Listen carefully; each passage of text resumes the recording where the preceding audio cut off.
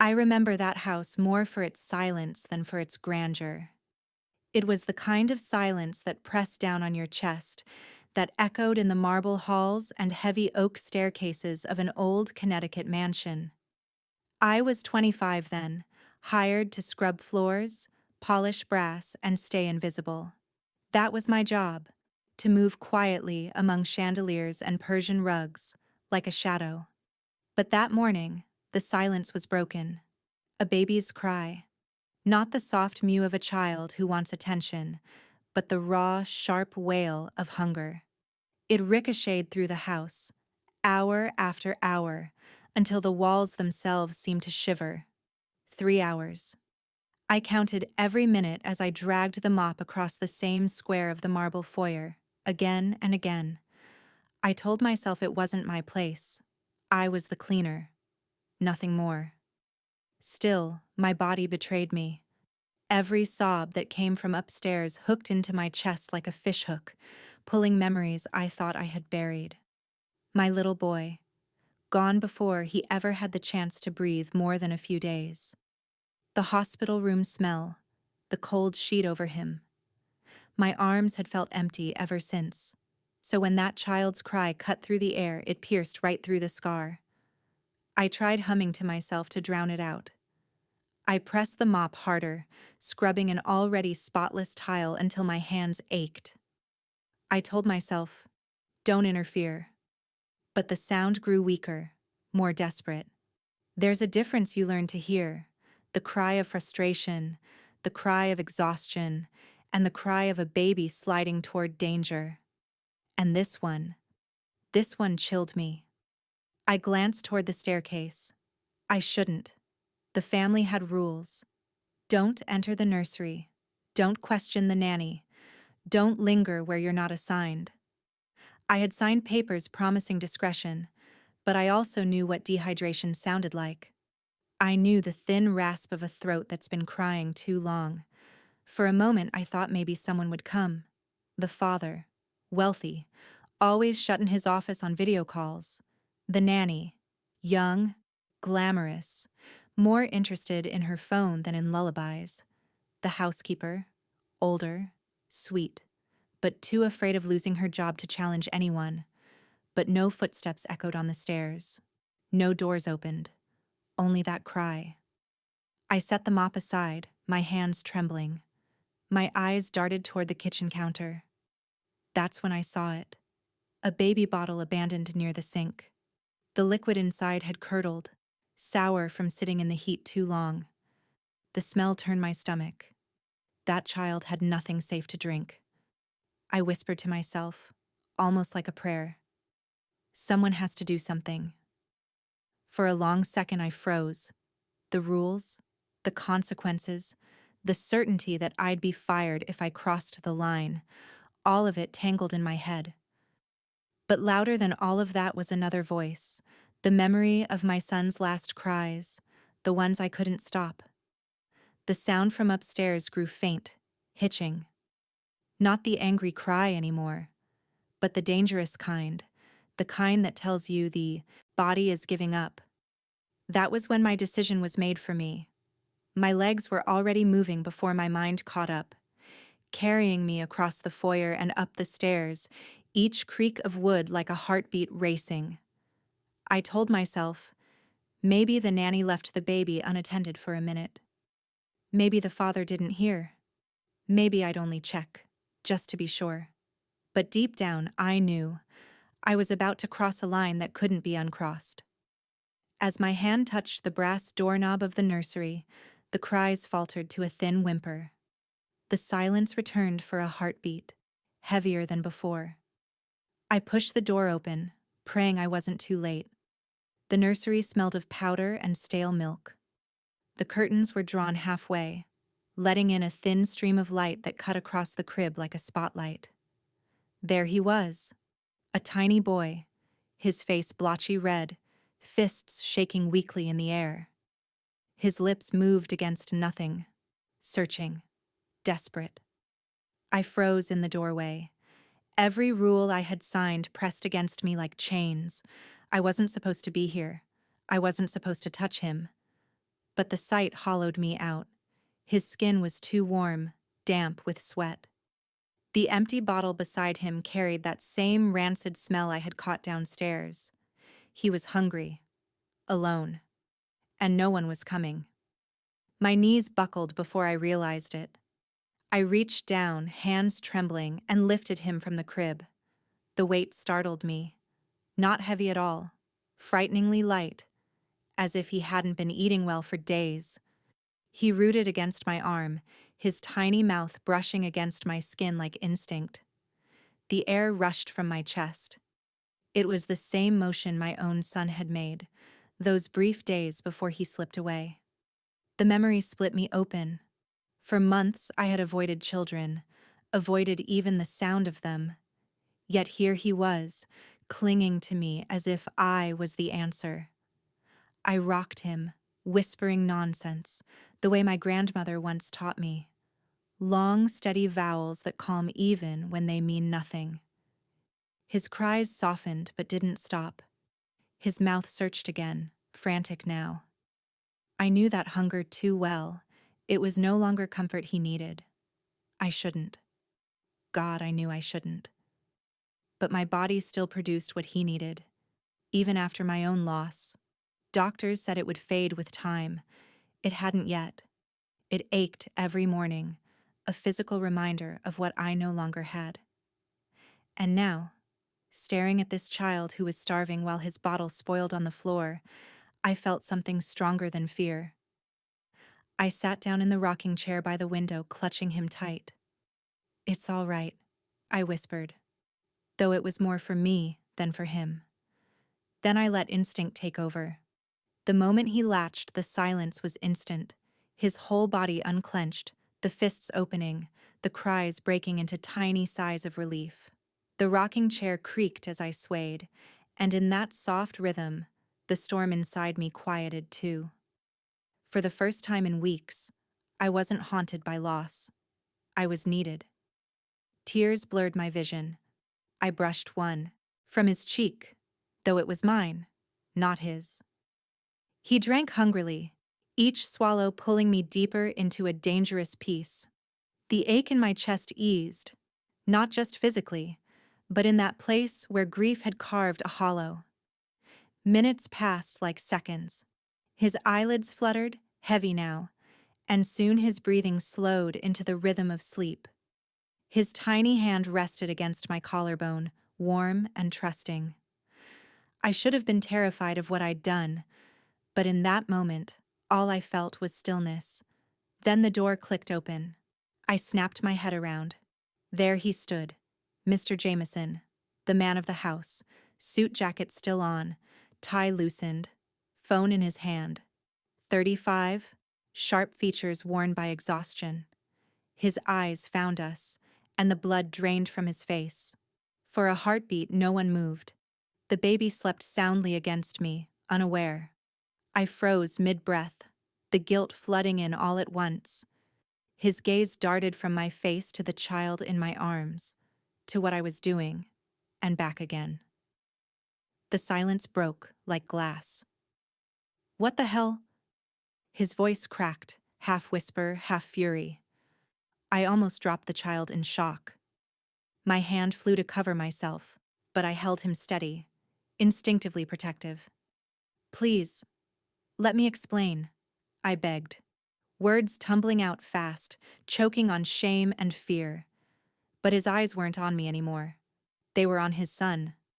For the first time since I started working here, I saw his expression soften. The boy was peaceful. No cries, no thrashing, just calm, as if the storm had passed. He stepped inside, slow, as if unsure whether to snatch the baby away or stand still. My chest tightened.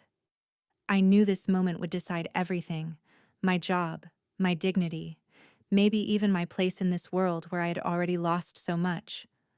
I whispered again, not sure if it was to him or the child. I only wanted to help. The baby sighed in his sleep. The man's jaw clenched, and I felt the weight of judgment descend on me like a sentence already written. He stared at me as if I had lost my mind. his jaw clenched, the muscles twitching, eyes sharp with disbelief. The quiet hum of the baby's breath filled the nursery, but his voice cut through it like a blade. "What do you think you're doing?" I swallowed hard. My mouth was dry, words caught in my throat. The baby stirred lightly in my arms, then settled again, safe, content. I tightened my hold as though I could shield us both from his anger. He wouldn't stop crying, I stammered, my voice trembling. The bottle downstairs was spoiled. He was burning up. He was desperate. I couldn't just... His hand went to his temple, pressing as though my words were unbearable noise. "That doesn't give you the right." He took a step forward, and I felt myself shrink into the chair. "I know," I whispered quickly, terrified he would rip the child from my arms. "I know it wasn't my place, but My voice cracked, tears stinging. "I've lost a baby before. I couldn't stand by and watch yours suffer." His eyes darted to me, sharp and suspicious. But then something shifted. Slowly, his gaze fell on the small bundle in my arms. The boy's chest rose and fell in a steady rhythm, lips parted in the kind of peaceful sleep only infants know. And for a moment, just a moment, the rage in his face faltered. I saw it then, the grief he carried etched into his features, the hollows beneath his eyes, the way his tie hung loose as if he no longer cared. He wasn't just furious. He was broken. His wife's picture was on his desk downstairs. I'd seen it often enough when I dusted. A beautiful woman, smiling at a world that no longer had her. Since she died, the child had never rested this quietly, and he knew it. He was seeing it now. "I didn't mean harm," I whispered, my voice barely audible. "I swear, I only wanted him safe." He lingered on the sight of his son's tiny fingers curled against my shirt. Then his expression hardened again, though the anger now seemed forced, like armor hastily thrown on. "You crossed a line," he said, his voice low, restrained. "One I can't ignore." I wanted to plead further, to beg him to understand, but fear sealed my lips. I was a cleaner, nothing more.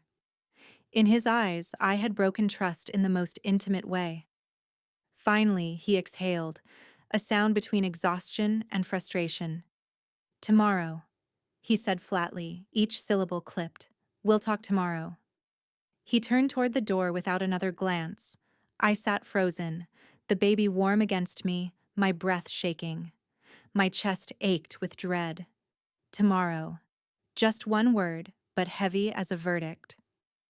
When the door closed behind him, the nursery sank into silence again. I looked down at the sleeping boy, brushed a tear off his tiny cheek with my thumb. He hadn't asked for any of this. Neither of us had. But tomorrow, I knew, everything could end. The next morning, the mansion felt colder, though the summer sun was pouring through every window. I walked through the hall with my cleaning cart, pretending everything was normal, but I could feel the weight of invisible eyes on me.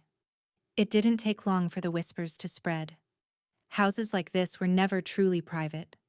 Staff spoke in kitchens, neighbors glanced through iron gates, and gossip traveled faster than any truth. One of the younger maids must have seen me in the nursery. By the time the morning coffee was served, the story had already grown its own wings. "She lost her own baby," I overheard in the laundry room. "Now she's acting like his is hers." "A poor girl trying to tie herself to a rich man," another voice chimed. I gripped the handle of the cart so tightly my knuckles whitened. They didn't know the sound of a baby's cry when it turns from annoyance to desperation. They didn't know what it meant to lose everything and still have milk in your body, proof of a motherhood already buried. But truth didn't matter. Only the story they wanted to believe. By noon, the whispers had crossed the high gates into the neighborhood. I saw it in the way the gardener from next door paused, eyeing me as though I were contagious. Two women walking their dogs on the sidewalk slowed their steps, lowering their voices just enough for me to catch the word obsessed. It stung deeper than I cared to admit. I had been invisible for so long, and now I was seen for all the wrong reasons. Not as a worker, not as someone who cared, but as something unstable, dangerous even. I kept my head down, polishing the brass banister again and again. But then, from the study at the end of the hall, I heard his voice. Low, strained, the tone of a man cornered. The door was cracked just enough that his words leaked through. Yes, I understand, he said into the phone. It's complicated. A pause. The faint murmur of a woman's voice on the other end. Sharp, insistent. I know what people are saying. That's exactly the problem, he continued. His hand must have been pressed against his forehead. I could hear it in the heaviness of his sigh. The board doesn't need more scandal, not now. My chest tightened. He was talking about me. Another pause, longer this time. Yes, I'll handle it. She won't be here much longer. The words hit harder than I expected. I backed away from the door as if the wood itself had struck me. My knees trembled. It wasn't just about him being angry at me anymore. It was about what the world thought of him, of us. I wanted to believe last night had meant something, that he'd seen his child finally at peace and realized why. But pride and reputation weighed more than gratitude. To keep his name clean, he would cast me out. The rest of the day dragged on like a sentence waiting to be carried out. Every tick of the grandfather clock in the foyer felt like a countdown.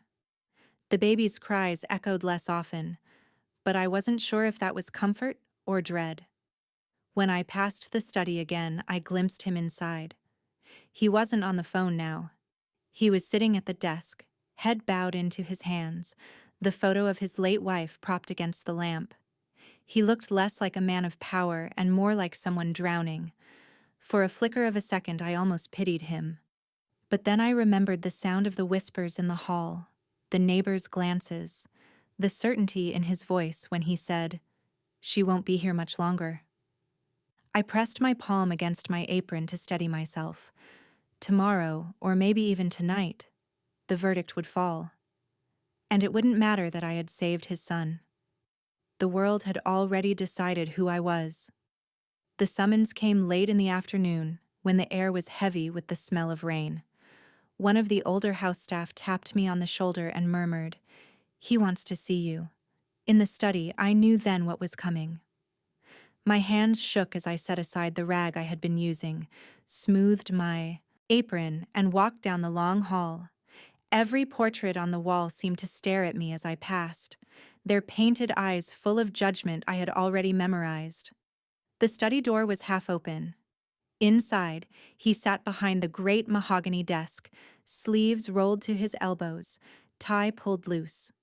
The storm outside painted his face in streaks of shadow and light. He didn't look up at first. His fingers tapped on the edge of a manila folder, restless, impatient. I stepped inside and closed the door quietly behind me. "You wanted to see me, sir?" My voice cracked in the middle, betraying the fear I had tried to swallow. Finally, his eyes met mine. They weren't angry. Not anymore. Just tired. Weighted down. "Sit." I obeyed, perching on the edge of the leather chair like a child waiting for punishment. For a long moment he said nothing. The only sound was the thunder rolling closer, the glass panes rattling softly in their frames. Then he sighed, and the words came out low and steady, like a man delivering a verdict he wished someone else could speak. "You crossed a line," he began. "Last night, what you did. I know you thought you were helping, and maybe, in that moment, you were. But this isn't just about moments. It's about perception, about trust." I leaned forward, hands clenched together. "Please, you saw him. He was calm. He was safe. I didn't mean harm. I just couldn't watch him suffer." His jaw tightened. "It doesn't matter what I saw. Do you know what people are saying? that you're unstable, that you've fixated on my son to fill your own loss. My late wife's family called this morning. They're furious. They think I've allowed something inappropriate. The words stung like acid. I shook my head fiercely. That's not true. I. He cut me off with a sharp gesture of his hand. Truth doesn't matter here. Reputation does. My son has already lost his mother. He doesn't need to be raised under a cloud of gossip and scandal. Tears blurred my vision. You don't understand, I whispered. I buried my baby not long ago. When I heard your son crying, I couldn't stop myself. It wasn't madness. It was mercy. For the briefest second, something softened in his face, but it vanished as quickly as it came. He shook his head. Mercy or madness, the world won't care. And I can't risk my son's future or my company's name for this. The silence after that was worse than his anger had been. At last, he slid the folder across the desk. Inside was my final paycheck, folded neatly. Pack your things tonight. By morning, I want you gone. The sound of the storm filled the space between us. I couldn't breathe. My hands trembled as I closed the folder. I wanted to scream, to tell him he was wrong, to beg for just one chance. But I saw it in his eyes. The decision had already hardened into stone. When I left the study, the hall felt endless. I passed the grand mirror near the foyer, and for a moment, I caught my reflection. Damp eyes, slumped shoulders, apron smeared with dust. Small, broken. Exactly what they all thought I was. By the time I stepped out into the rain, the mansion loomed behind me like a fortress shutting its gates. I clutched the worn canvas bag that held all I owned: 2 uniforms, a pair of shoes, a Bible my grandmother had given me. Nothing more. The rain soaked through my clothes as I walked down the long gravel drive, every step heavier than the last. My shoes squelched in the mud. The world blurred into streaks of gray. At the bus stop across the road, I turned once more. Through the sheets of rain, I could just barely see the nursery window lit faintly upstairs. The child was inside, but I was out here, exiled for caring too much. I pressed my forehead against the cold glass of the bus shelter and saw myself again. This time, not in a grand mirror, but in the smeared reflection of a city bus. Small, defeated, disposable. And for the first time since my own baby's funeral, I let myself cry without holding back. The city didn't welcome me. It devoured me. I carried my canvas bag from one block to the next, the rain still clinging to my hair like a curse I couldn't shake off. My shoes squished with every step, and the hem of my uniform was stiff with dried mud. I thought finding work would be simple. Wipe tables, wash dishes, sweep floors. I had done harder things, but everywhere I went, the same wall rose up. At the diner near the bus depot, a man with a pencil tucked behind his ear listened to me for all of 10 seconds. "Do you have a reference letter?" he asked, eyes already sliding toward the next customer. I shook my head. I worked in a private home. Then I can't help you," he said, dismissing me with a wave. At the laundromat, the manager didn't even look up from counting quarters. "Need paperwork, a phone call from your last employer. Otherwise, no." The restaurant down the street was the cruelest. The hostess smiled politely, said they were short-staffed, then brightened when I mentioned cleaning. But when she called the number I wrote down, his number, I watched her expression shift. The line had been answered, and whatever was said was enough to close every door in my face. She slipped the paper back to me like it was contaminated. By evening, I stopped asking. My throat was raw from explanations no one wanted to hear. I walked past neon lights and crowded storefronts, clutching my bag, shrinking smaller each time someone's eyes lingered too long. The city was alive with sound, horns blaring, footsteps rushing, voices shouting. but I felt like a ghost, unseen until judged.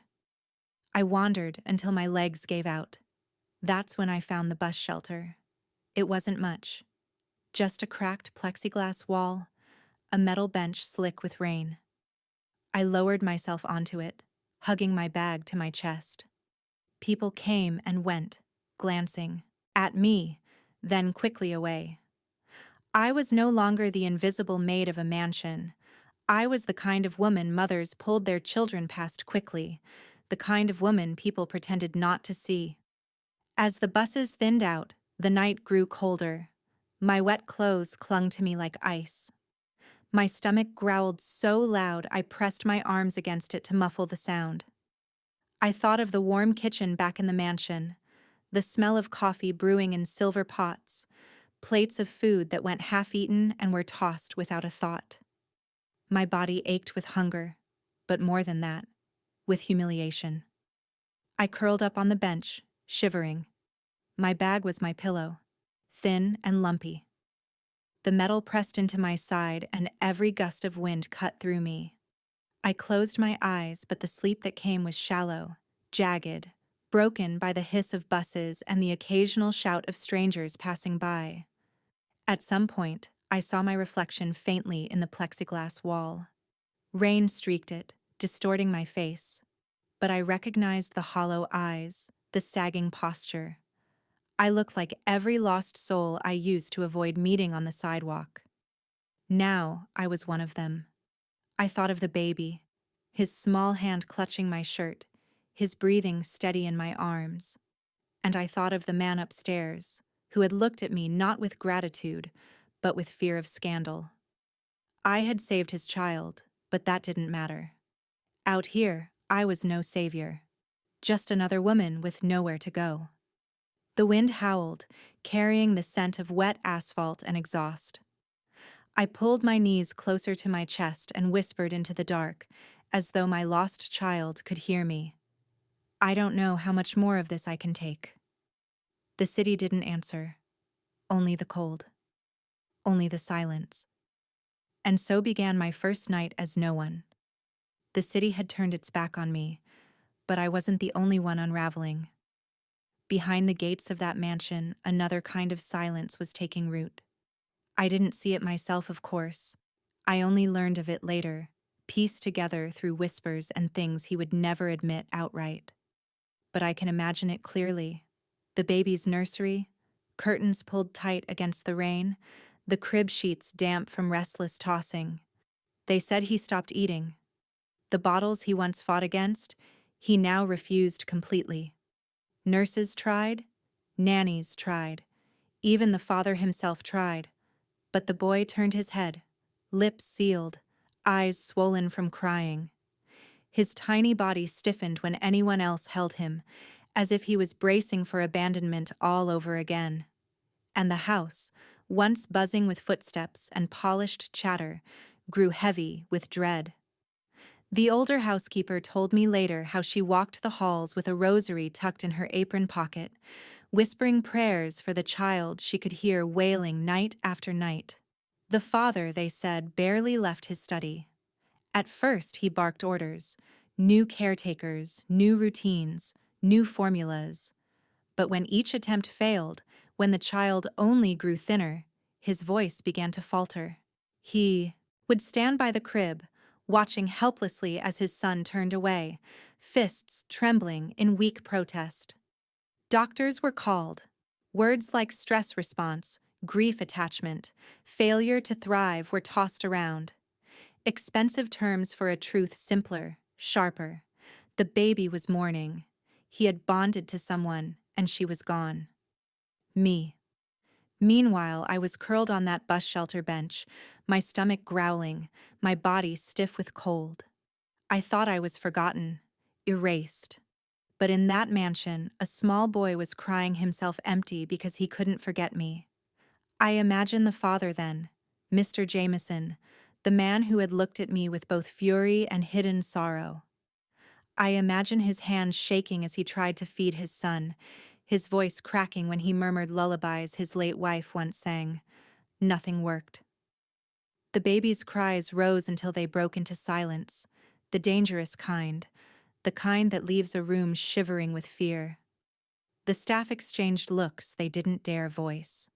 They had seen children slip away before, seen how quickly the spark could fade, and in those moments, the father must have realized that wealth meant nothing against the stubborn will of an infant's heart. Money couldn't buy peace. Status couldn't force sleep. And no nanny, no caretaker, could fill the absence that hung in the nursery like a phantom. The boy had chosen.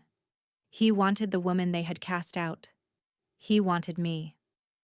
I didn't know any of this as I huddled on that metal bench, shivering through the long night.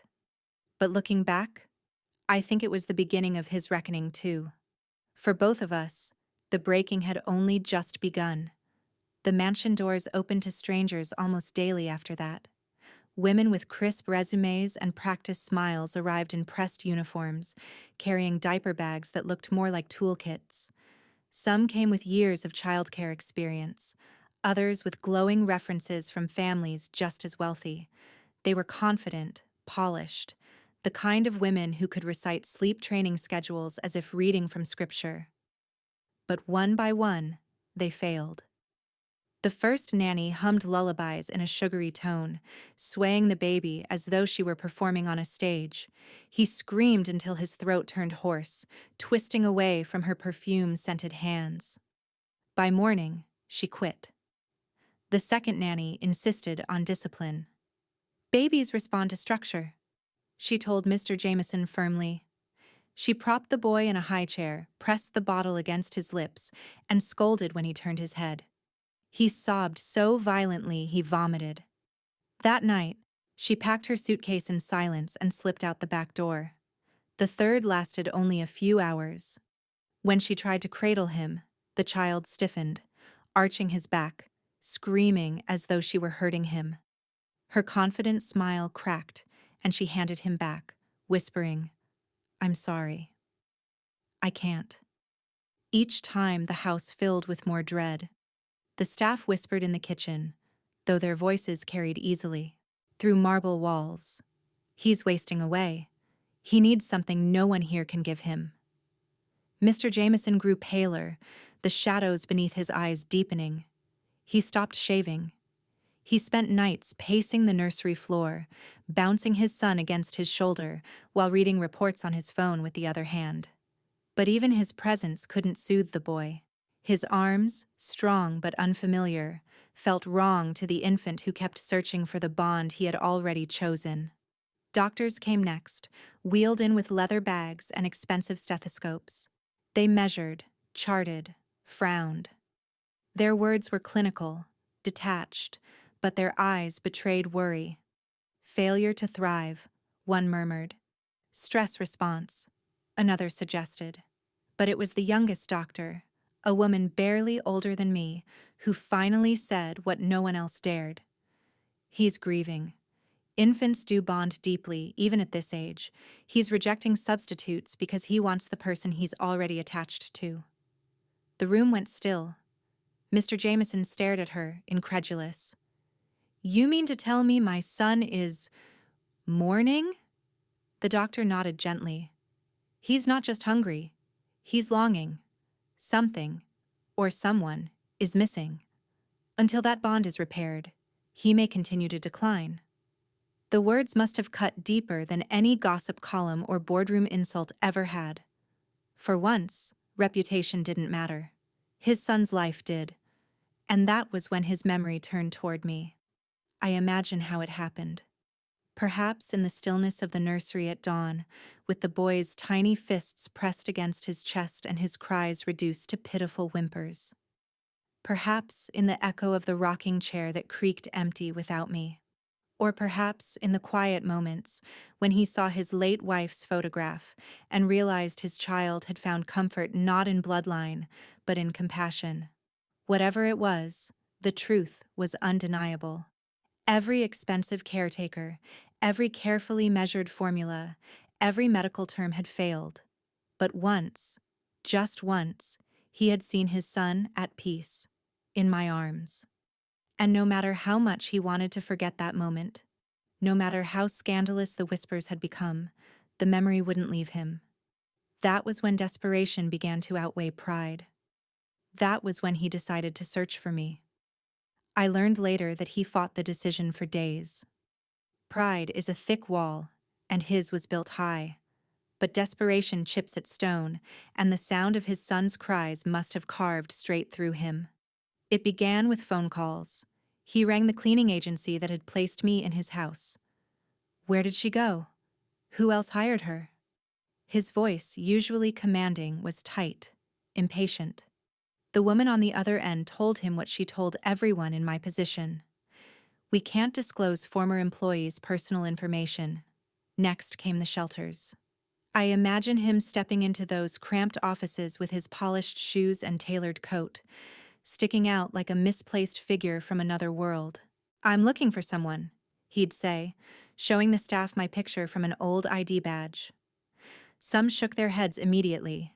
Some paused, as though the face seemed familiar, but they couldn't place it. By the third shelter, he was pressing harder. "She worked for me. My son. He needs her." The word need must have tasted strange in his mouth. A man used to control, now reduced to pleading.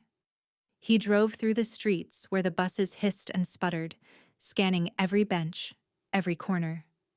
He saw women huddled under blankets, men slumped against walls, children clutching paper cups. Each time his gaze lingered, hope flared, then dimmed. Not me. Meanwhile, the boy at home was fading. Reports from the doctor grew grimmer. Weight loss, lethargy. The hollow look of a child who had given up the fight. Each phone call from the pediatrician was another stone on his chest. One night, in his office, he sat with his head in his hands. His wife's photo watched from the desk. The boy whimpered in the nursery upstairs, a sound that seemed to echo down the hall and pierce him where he sat.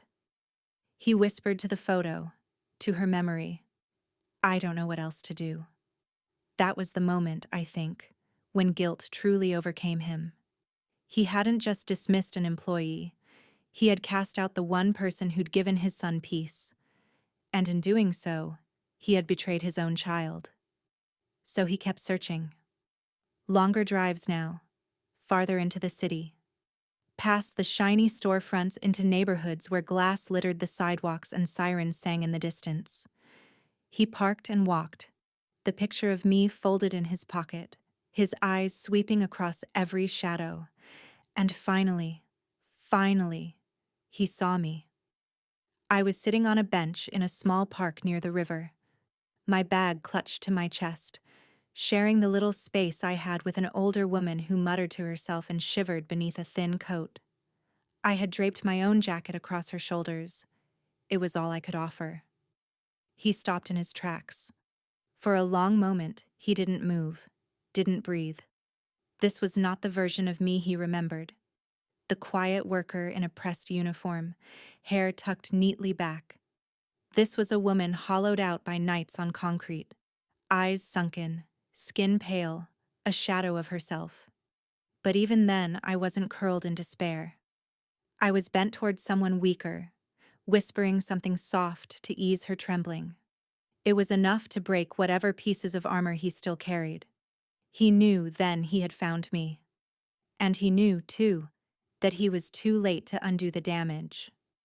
I felt him before I saw him, that strange weight of being watched, of someone's eyes pressing against your back. At first, I ignored it. In the park, stares were common, curiosity, pity, sometimes contempt. I kept my focus on the older woman beside me, adjusting the jacket I had laid over her shoulders, murmuring reassurances I barely believed myself. But then a shadow fell across the bench. I lifted my head, and there he was, Mr. Jameson. His suit was still sharp, but rumpled now, like it had been slept in.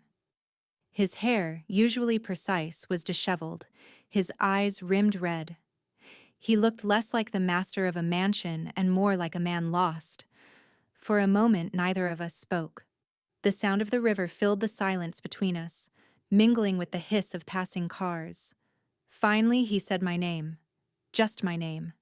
As though speaking, it was an admission. My body went rigid. My first instinct was to run. I gripped my bag tighter, heart racing, ready to vanish into the maze of streets before he could say more. But his voice stopped me. My son needs you.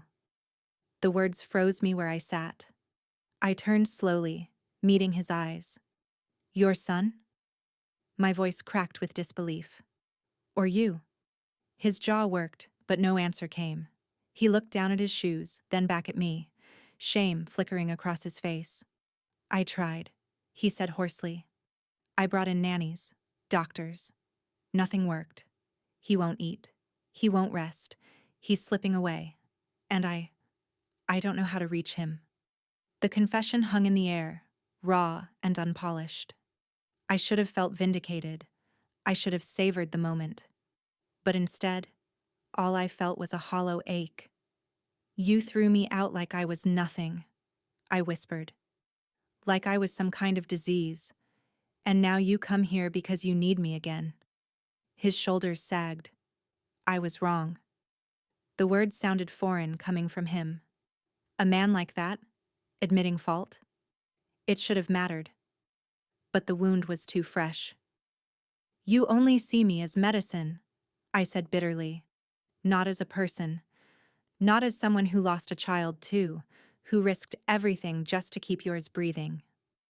His eyes flickered. Guilt, sorrow, maybe even understanding.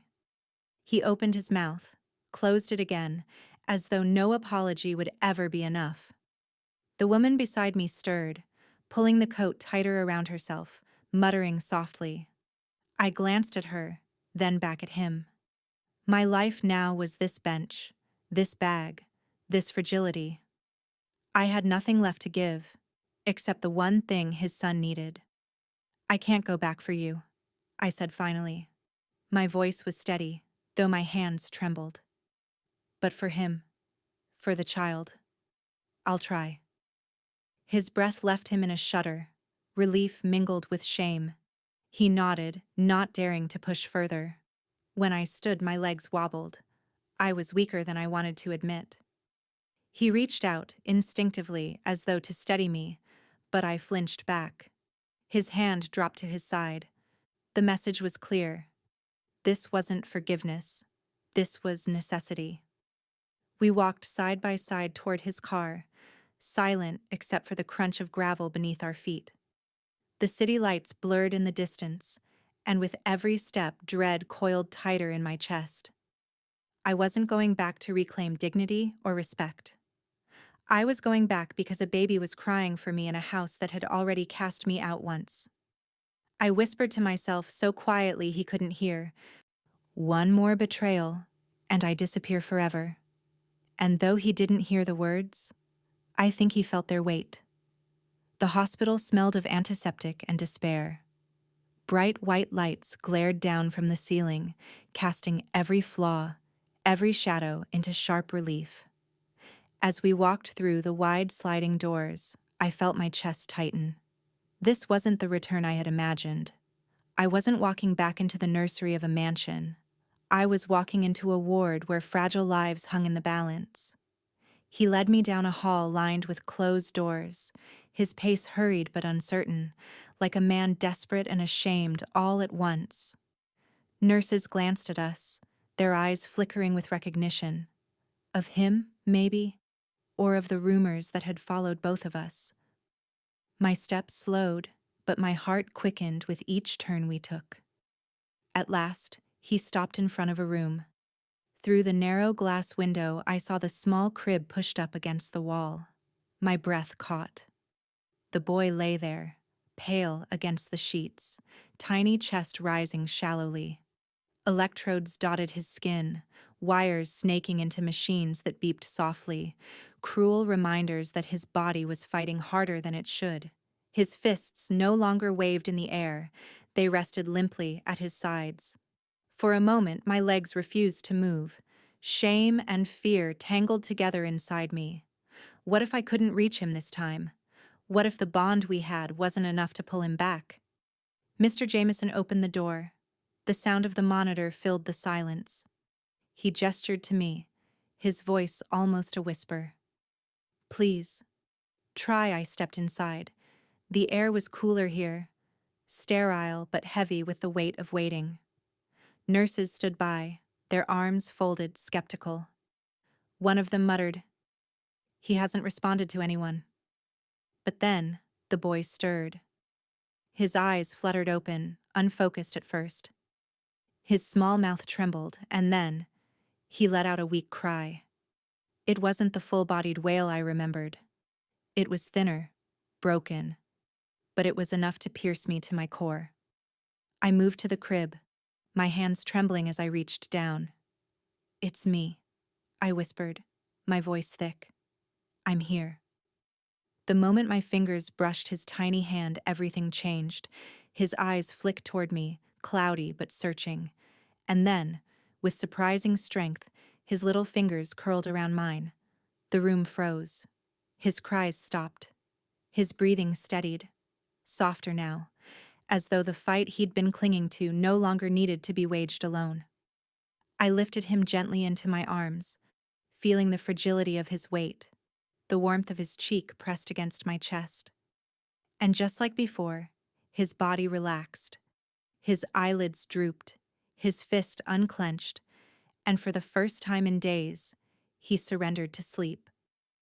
I swayed instinctively, rocking him as though we were back in that creaking chair, as though nothing had come between us. Tears slid down my face, but I didn't care who saw. Behind me, I heard a choked sound. I turned slightly, and there he was, Mr. Jameson. His eyes were wet, his hands covering his mouth as if holding in a sob. For all his wealth, his pride, his defenses, in that moment he was just a father watching a miracle he couldn't perform himself. "He needs you," he whispered, voice breaking. "I see that now." I pressed my cheek against the boy's soft hair, whispering back, though my words were meant for both of them. "And I need him too." The machines continued their steady rhythm, but the room felt transformed. The tension eased. The baby was safe. For now. And though nothing about the world outside had changed, the rumors, the judgment, the threats of scandal, in this room, something had shifted. He had finally admitted what we both already knew. I wasn't just the help. I was the lifeline his son couldn't live without. We sat in silence after the boy drifted off, his breaths finally even, his tiny chest rising against mine. I didn't want to put him down. Not yet. His warmth seeped into me, thawing something I thought had been frozen forever. But I knew this moment couldn't last. Reality waited outside the sterile hospital walls. When at last I laid him gently back in the crib, he stirred but didn't cry. His small hand lingered against my finger before slipping into sleep again. I pulled the blanket over him, brushing one last tear from his cheek. Behind me, Mr. Jameson cleared his throat. He hadn't spoken since his whispered confession, but now his voice was steady, though heavy. "You have to come back," he said. The words hung in the air, simple but weighted with everything unspoken. The pride he'd swallowed, the fear he'd fought, the judgment waiting outside. I turned slowly to face him. His tie was crooked, his hair disheveled, but his eyes, those sharp, guarded eyes, were unmasked now. Desperation had stripped them bare. "I can't just walk back into that house like nothing happened," I said. My voice shook, but the resolve behind it was real. "You cast me out. You let them spread their stories. You chose reputation over truth." He flinched at that, though he didn't argue. I stepped closer, lowering my voice so only he could hear. "If I return, it won't be as the maid you can dismiss on a whim. If I come back, it's on my terms." His brows furrowed. "What terms?" I drew a shaky breath, gathering the courage that hunger, shame, and nights on cold benches had burned into me. "One betrayal, One more time you let them destroy me, or let their whispers count more than what you know to be true, and I'm gone. Forever. No matter what it costs me. His jaw tightened. You think I don't know what it cost you already? I don't think you understand it at all, I replied quietly. Because you've never had to beg strangers for work with nothing but a tarnished name. You've never curled up at a bus stop praying for the night to end. You've never heard your own baby cry until he died and then been told to move on like it was nothing. The words cracked something open between us. His shoulders sagged and his gaze fell to the floor. I was a coward, he admitted. His voice was hoarse, as though the confession scraped his throat raw. I let them dictate what was right because I was afraid of scandal, of judgment, of failing my son. But in doing so, I failed him anyway. And I failed you. The honesty in his tone surprised me, almost disarmed me. Still, I couldn't let pity make me weak. I'll stay, I said firmly, but only because he needs me. This isn't forgiveness. This isn't forgetting. It's survival. For him, and maybe for me. He nodded slowly, as if accepting a sentence he'd long expected. Understood. We stood there, the hum of machines filling the space between us, two people bound not by trust or affection, but by the fragile life of a child. As I looked back at the crib, I realized the boy was the only anchor keeping me tethered to that mansion, to that man, to any future at all. Without him, I would drift back into the streets, into invisibility. With him, I might find a sliver of meaning again. I pressed my palm against the crib's rail and whispered a promise, soft but certain. I won't leave you, not while you still need me. And though the words were for the child, I felt his father hear them too. Returning to the mansion should have felt like safety after nights on cold benches. Instead, it felt like walking into a courtroom where the jury never slept. The moment I stepped through those tall iron gates, I could sense it. The eyes. Neighbors lingering by their mailboxes, pretending to tidy flower beds, their gazes fixed on me. Curtains swayed in second-story windows as shadows moved behind them. It wasn't curiosity anymore. It was accusation. Inside, the staff greeted me with awkward nods. Some looked relieved. I had heard the boy hadn't stopped crying until the night I returned. Others looked wary, as though my presence invited trouble. The older housekeeper pressed a warm hand to mine and whispered, "I prayed you'd come back."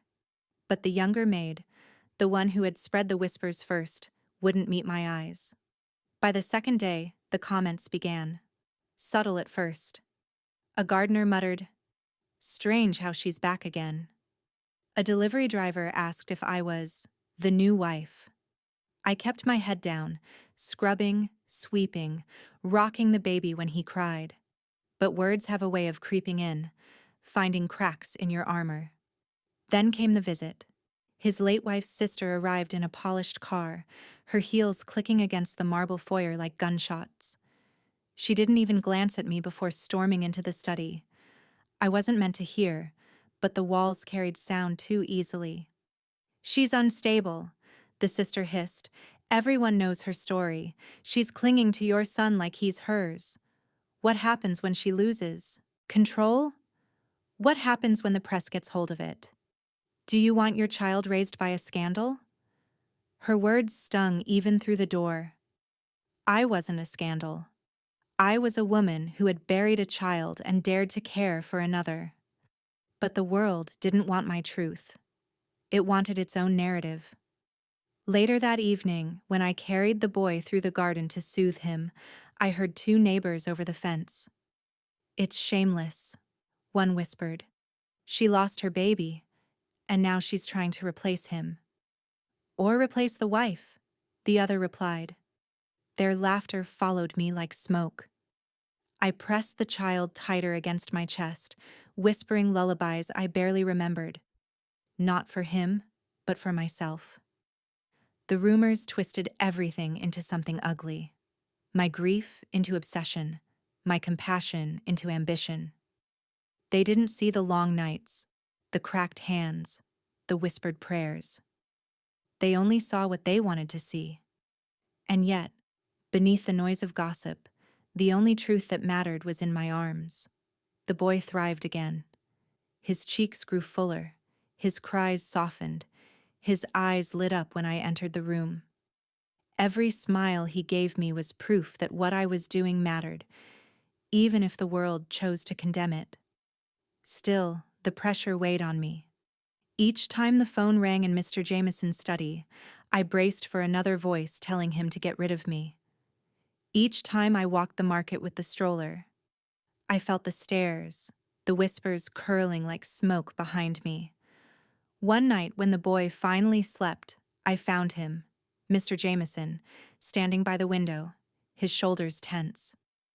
"They won't stop," he said quietly, his gaze fixed on the darkness outside. "The more you help him, the more they talk." I swallowed hard. "So what will you do?"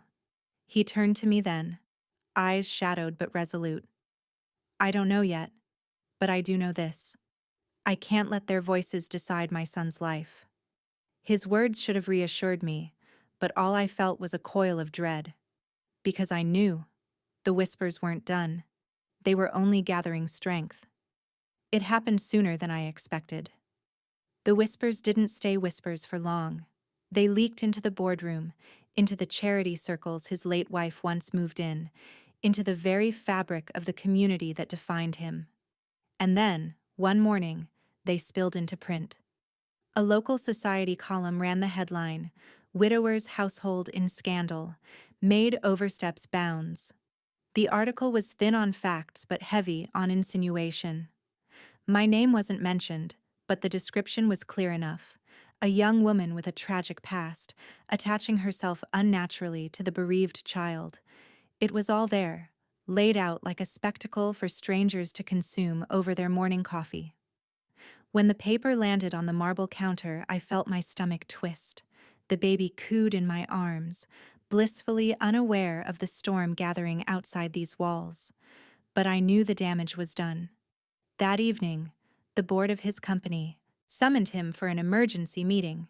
He returned late, face lined with exhaustion, his suit rumpled from the long day.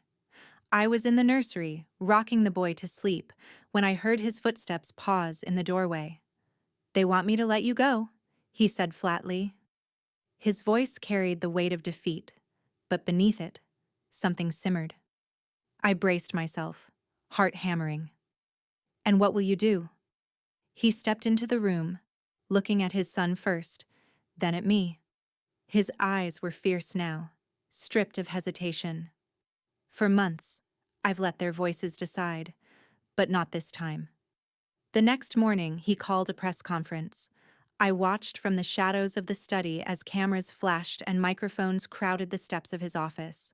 His company's logo loomed behind him, but he didn't speak like a businessman defending a brand. He spoke like a father defending his child. "My son lost his mother," he began, voice steady, firm. "He cried for weeks, inconsolable. And when no one else could comfort him, someone did. Not because she was paid, not because she sought attention, but because she understood loss, and she refused to let him suffer as she once had."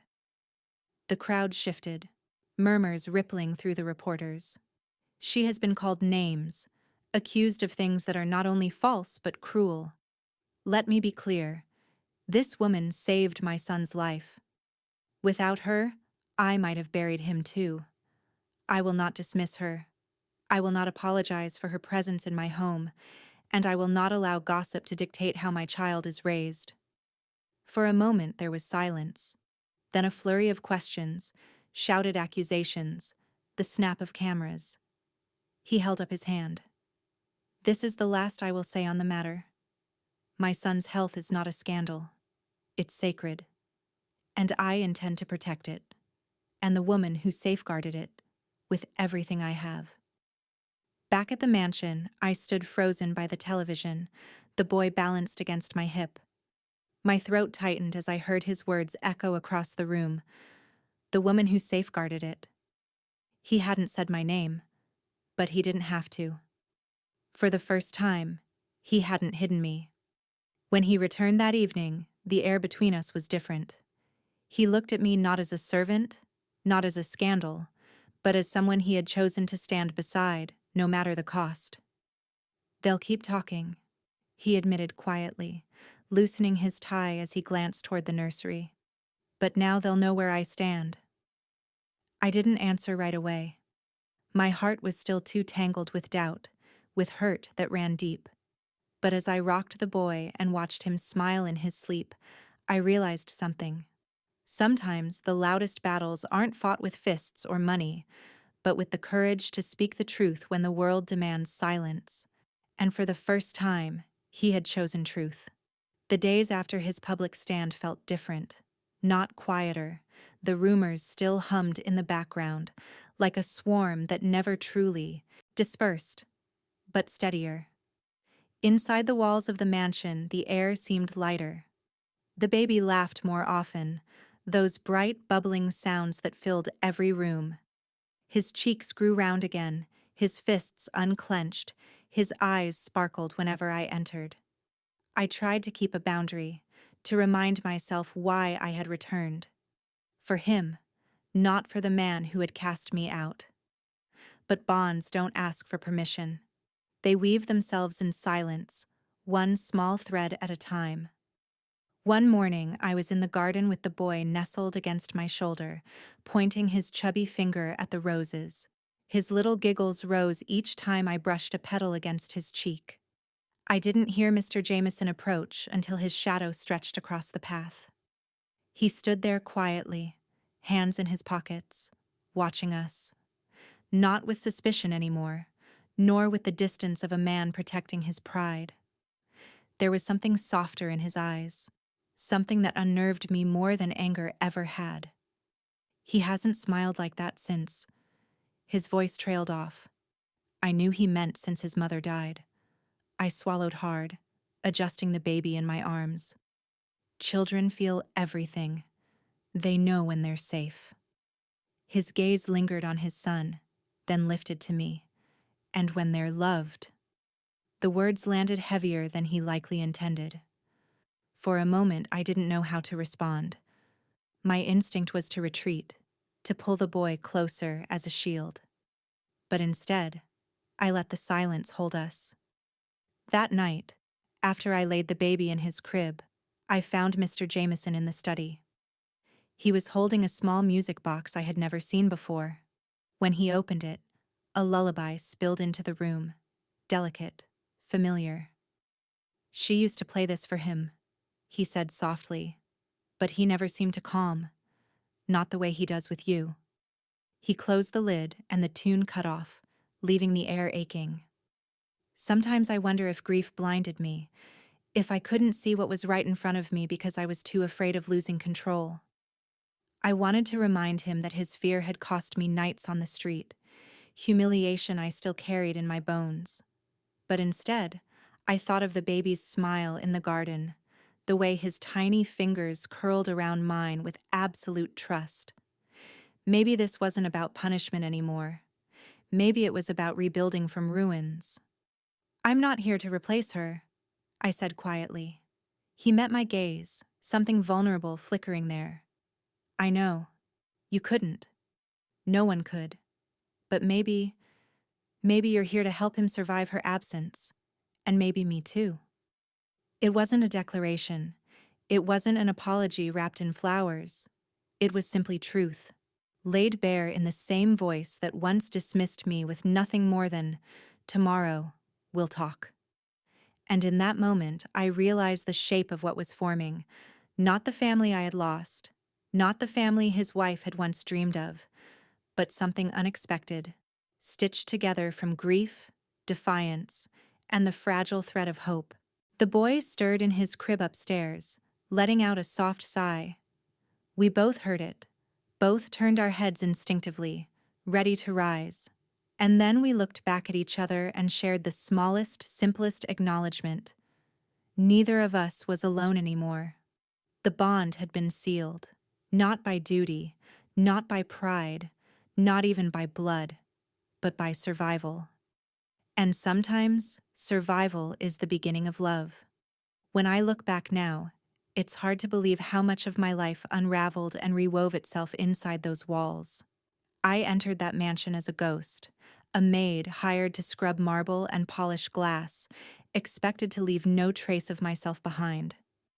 I thought I was nothing more than a pair of hands, paid to stay silent. But life has a way of forcing truth into the open. I still remember the sound of his cries echoing through the hallways, the way each sob sliced through my chest until I could no longer pretend not to hear. That moment, when I lifted him into my arms, when I crossed a line I was never meant to cross, was the moment my life divided into before and after. Before, I lived small, invisible, careful not to step wrong. After, I lived with risk, with shame, with whispers that burned. But I also lived with something worth holding. The streets taught me how fragile dignity is. One decision, one rumor, and the world will strip you of everything, leaving you with nothing but the clothes on your back. I slept on benches. I begged for work. I became the story people warned each other about. For a while, I believed them. That I was broken, unstable, a woman too damaged to belong anywhere. But then I saw the truth reflected in a child's eyes. He didn't care about gossip or money or the past I carried like a scar. He only cared about the warmth of arms that would not let him go. To him, I wasn't a scandal. I was safety. And perhaps that is why, in the end, his father's armor cracked too. For months, he fought against it, against me, against the bond his son had chosen. But grief has a way of humbling even the proudest hearts. The day he stood before flashing cameras and told the world the truth was the day I realized even the powerful can tremble when faced with losing the one thing they cannot replace. We are not the family his wife dreamed of. We are not the family I once imagined for myself. But we are something else, stitched together from loss and defiance, from nights of despair and mornings of fragile laughter. I still wake sometimes in the dark, my body remembering the cold of the bus stop bench, the hunger gnawing at my stomach. And in those moments I hear him stir in his crib, letting out a soft sigh, and I rise. I hold him, I whisper to him, and I remind myself that survival can grow roots, can become something more. As for Mr. Jameson, he no longer looks at me as if I'm a stranger trespassing in his world. He looks at me as if he finally sees what was always there, not perfection, not scandal, just a woman who refused to let his son slip away. And maybe, in time, he will see that I saved him too.